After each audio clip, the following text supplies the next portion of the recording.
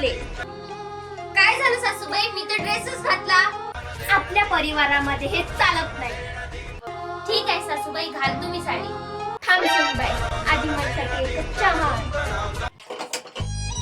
स्वतःच्या पोरगी मस्त म्हणते ड्रेस आणि मला घालू नको म्हणते. बदमाश मनाची बुद्धी. सुनबाई, आजचा चहा मिळणार? घ्या सासूबाई.